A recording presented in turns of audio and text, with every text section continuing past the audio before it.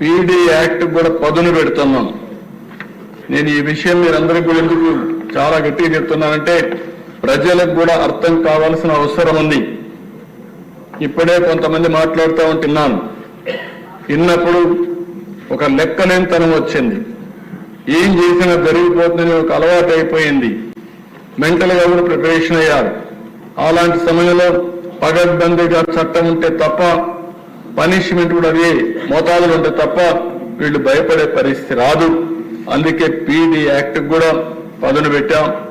తెలంగాణ, తమిళనాడు, మహారాష్ట్ర, గుజరాత్ కూడా స్టడీ చేశాం. అక్కడ ఉండే చట్టాన్ని అంతా తీసుకుని ఏవేవి పీడీ యాక్ట్ లో పెట్టగలుగుతాం ఎన్ని పెట్టాం. ఇందులో కూడా మీరు చూస్తే అధ్యక్ష చాలా విషయాలు ఈరోజు మీరు చూసినప్పుడు స్పూరియస్ సీడ్స్ అఫెండర్స్, కల్తీ విత్తనాలు అమ్మేస్తున్నారు, రైతులు మోసపోతున్నారు, చెప్తే వీళ్ళు ఏమాత్రం కూడా పట్టించుకోకపోతే అవి కూడా తీసుకొచ్చుకున్నాయి.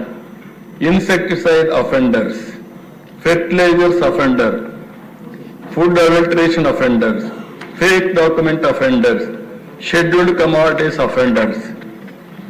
ఇవి కాకుండా violations of forest and wild life protection acts, gambling offenders, explosive substances offenders, arms offenders, sexual offenders, cyber crime offenders, white collar or financial offenders.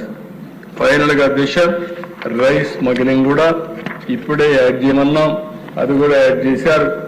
ఇసుక కూడా మాఫియా తయారైతే వాళ్ళపైన కూడా పీడీ యాక్ట్ పెడతాం. దీన్ని కూడా ఆ సబ్జెక్ట్ కూడా ఇందులో ఇంక్లూడ్ చేస్తున్నాం అని చెప్పి కూడా నేను మీకు తెలియజేస్తున్నాను.